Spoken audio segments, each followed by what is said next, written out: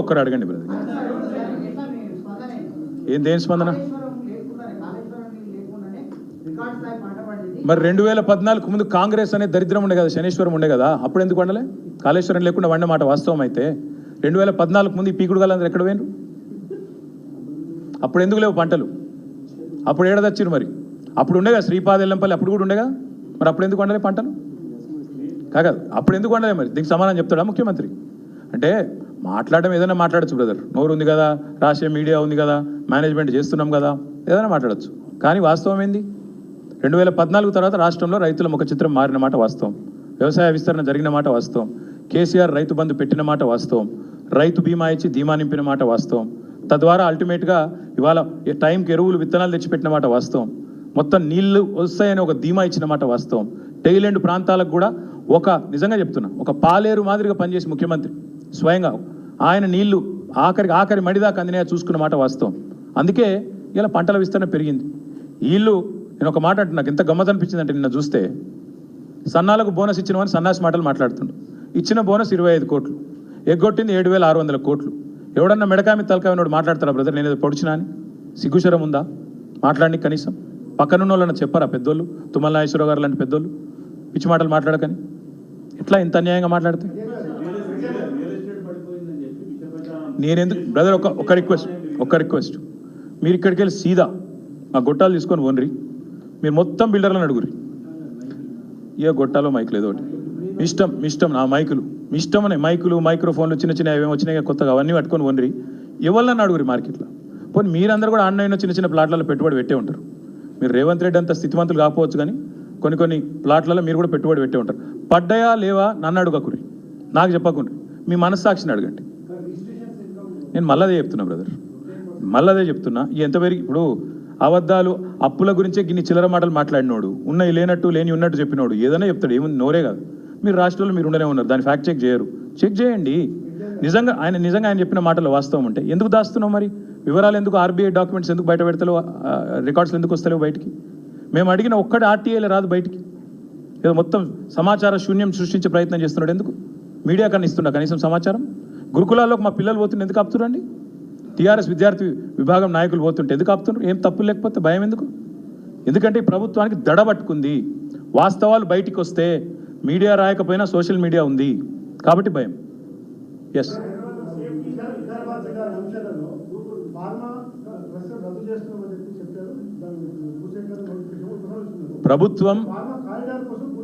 ప్రభుత్వం 20 చోట్ల ఫార్మా విలేజ్లు ఏర్పాటు చేస్తామని ప్రకటించింది.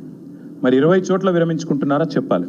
ఒక లగచర్ల కాదు, 20 చోట్ల. న్యాల్కల్ సంగారెడ్డిలో ఆందోళన జరుగుతున్నాయి, ఇంకో చోట జరుగుతున్నాయి. 20 చోట్ల మరి భూసేకరణ విరమించుకుంటున్నారా లేదా? ఇది పాలసీయా లేకపోతే ఒక కొడంగల్ పాలసీయా, స్టేట్ పాలసీ చెప్పాలి. నెంబర్ 1. నెంబర్ 2, ఇదే ముఖ్యమంత్రి, మీరు కావాలంటే ఆ వీడియో చూపెడతాను. ఇప్పుడు నేను స్పీచ్ ఇచ్చిండు అసెంబ్లీలో. ఎక్కడైనా ఒక భూసేకరణ చేయాలి అంటే అక్కడ 2 పంటలు పండే ల్యాండ్స్ కనుక ఉంటే ఎట్టి పరిస్థితుల్లో తీసుకోవద్దు. ఇది ఆయన చెప్పిన మాట. 80% రైతుల సమ్మతి ఉంటేనే తీసుకోవాలి, రెండవ మాట ఆయన చెప్పింది. మూడవ మాట ఆయన చెప్పింది, డిపిఆర్ లేనిదే భూసేకరణ చేయొద్దు. నేను అడుగుతున్నా రేవంత్ రెడ్డి, ఈ మూడిట్లో ఏదో ఒక్కటన్నా ఉందా ఇవాళ లగచర్లలో? డిపిఆర్ ఉందా అసలు? నీ ప్రభుత్వానికి స్పష్టత ఉందా? అక్కడ అదానీ కంపెనీ వస్తుందా, నీ అల్లుని కంపెనీ వస్తుందా, ఎవరి కంపెనో నీకే తెలిపాయి. రెండవది, 80% మంది రైతులు ఒప్పుకున్నారా? ఫ్యాక్ట్ ఫైండింగ్ మీడియాతో పంపిస్తావా కమిటీ? 80% మంది రైతులు ఒప్పుకుంటేనే భూసేకరణ చేయాలని నువ్వే కదా ప్రవచించినావు. ఇది అయిందా? ఇవాళ 80% మంది ఒప్పుకుంటున్నారా? మూడవది నేను అడిగేది, 2 పంటలు పండే భూమిని తీసుకోవద్దన్నావు. మొన్న నువ్వు పోయి వేములవాడలో ఒక మాట మాట్లాడినావు, తొండలు గుడ్లు పెట్టని ఊర్లు అన్నావు, తొండలు గుడ్లు పెట్టని భూములు అన్నావు. అనగానే అక్కడ ఒక అమ్మాయి, చదువుకున్న అమ్మాయి లగచర్లలో, ఇవి తొండల గుడ్లా లేకపోతే వడ్లా చూడు సార్ అని చెప్పింది. వాస్తవాలు ఇట్లుంటే ఆడికి ఎవరిని ఓనియకుండా అదేదో శత్రు దేశం అన్నట్టు దడిగట్టి పోనీ, మరి మమ్మల్ని పోనీ సార్ పోయేస్తాం, లగచర్లకు పోయేస్తాం, పోనీ ఫ్యాక్ట్ ఫైండింగ్ అన్ని పార్టీలను పంపి చూద్దాం నువ్వు చెప్పేది కరెక్టా కాదా, 2 పంటలు వండుతున్నాయా లేదా, 80% మంది ఒప్పుకున్నారా, నీకు అక్కడ డిపిఆర్ ఉందా, ఉంటే రైతులు ఒప్పుకుంటే ఇది తీసుకో. రైతులు ఒప్పుకోకపోతే నువ్వేం నియంతవా లేకపోతే నువ్వు ఎవరు నువ్వు అసలు? అది మేము అడిగేది.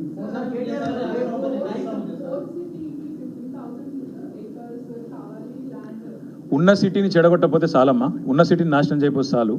ఉన్న సిటీని ఇప్పటికే సర్వనాశనం చేస్తున్నాడు. ఉన్న సిటీలో వర్క్స్ అన్నీ అయిపోయినాయి, ఎస్ఆర్డిపి పనులు లేవు, metro water supply and sewerage board కాడ డబ్బులు లేవు, నేను మున్సిపల్ మంత్రిగా పనిచేసిన కాబట్టి అందులో ఉండే అధికారులు అప్పుడో ఇప్పుడు ప్రేమపూర్వకంగా ఏమో కలిస్తే చెప్తుంటారు, సార్ మొత్తం ఈయన పట్టించుకుంటలేడు, టైం ఇస్తలేడు, నాశనం చేస్తాం. ఉన్న సిటీని నాశనం చేయపోసాలి మహానుభావుడు. ఎందుకంటే ఇట్లా కొత్త సిటీలు కడతాం చేస్తామంటే cities are not built. You cannot create new cities just by acquisition of land or by constructing a few buildings. That's not how things work. Hyderabad was not built in a day. Rome was not built in a day. Hyderabad has, become what it has over 440 years. So Revant Reddy needs to know that running a government is not like running a real estate business. Unfortunately, ఆయనకు తెలిసింది కదా ఒక్కటే, అది కూడా నాశనం చేస్తుండే. దరిద్రం ఏంటంటే ఆయనకు తెలిసిందే రియల్ ఎస్టేటు, అది ఒక్క పని తెలుసు ఆయనకు, అది కూడా అయితే. నేను ఇంకొక మాట మీరు అడిగారు కాబట్టి చెప్తున్నా. 4th సిటీ అన్నాడు, రైతులు 15,000 ఎకరాలు భూములు ఇవ్వాలంటున్నాడు.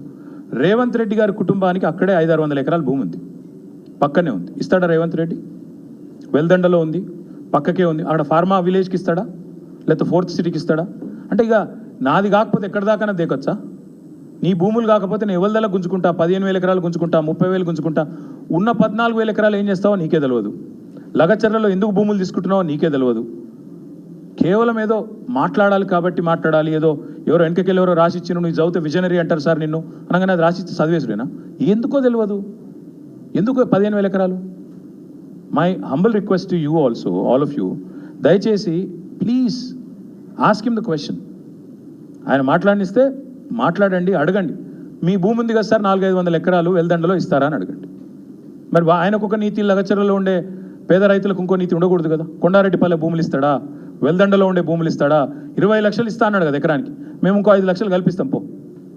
5 లక్షలు మీదికెళ్ళి బీఆర్ఎస్ ఇస్తుంది ఆయనకు. 20 లక్షలు ప్రభుత్వం దగ్గర తీసుకోమనండి, 5 లక్షలు మేము ఇస్తాం. 25 లక్షలకు చొప్పున రేవంత్ రెడ్డి కుటుంబానికి ఉన్న భూములు వెల్దండలో ఎకరానికి ఇస్తాడా మాకు? ఇమ్మనండి, అక్కడే పెడదాం ఫార్మా విలేజ్. మీ కల్వకుర్తిలో కూడా మీ కాంగ్రెస్ ఎమ్మెల్యే ఉన్నాడు, మీ ప్రభుత్వమే ఉంది, బ్రహ్మాండంగా మీ వాళ్ళే ఉన్నారు, మొత్తం మీ చుట్టాలే ఉన్నారు. నువ్వు పెట్టు 400-500 ఎకరాలు నీ కుటుంబానికి సంబంధించిన భూములు ఇవి, ఆడనే పెడదాం, ప్రజలకు మంచి చేద్దాం. మేమెందుకు వద్దంటాం? ఇక చాలేమో బ్రదర్.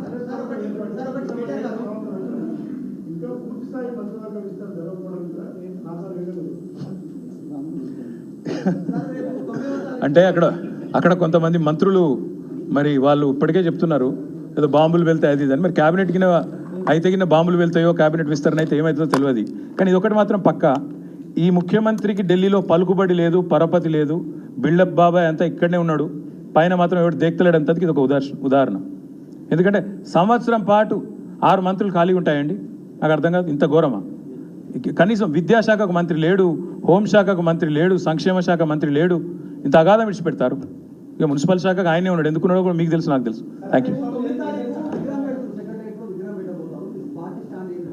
ఇందాక చెప్పిన బ్రదర్, ఇందాక చెప్పిన మళ్ళీ చెప్తున్నా. ఈయన ఎన్ని పిచ్చి కూతలు కూస్తే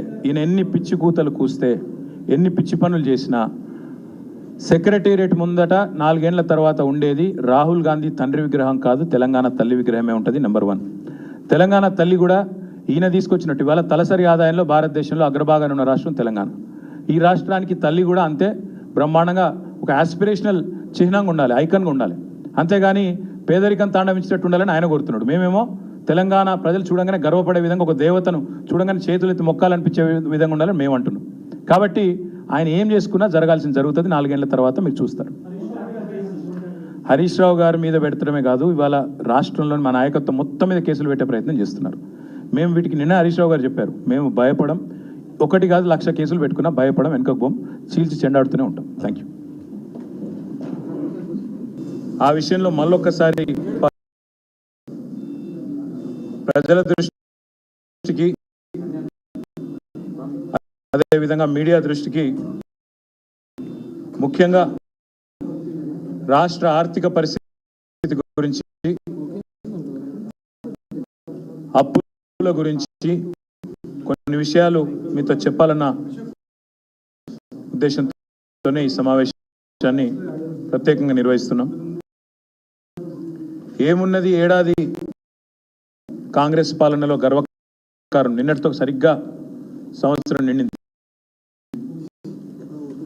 ముందుగా నేను మా పార్టీ నాయకులు, మా కార్యకర్తలకు కూడా హృదయపూర్వకంగా నేను ధన్యవాదాలు చెప్తా ఉన్నా. ఎందుకంటే బాక్సింగ్ క్రీడలో ఒక నానుడి, ఒక సామెత ఉంటుంది బాక్సింగ్ క్రీడకు సంబంధించి.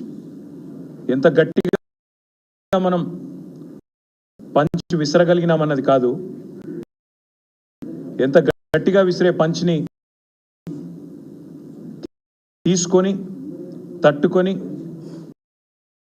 తిరిగి నిలబడ్డాం అనేది ఒక క్రీడాకారుడి యొక్క నిజమైన సత్తాకు అది పరీక్ష అని చెప్తా ఉంటారు.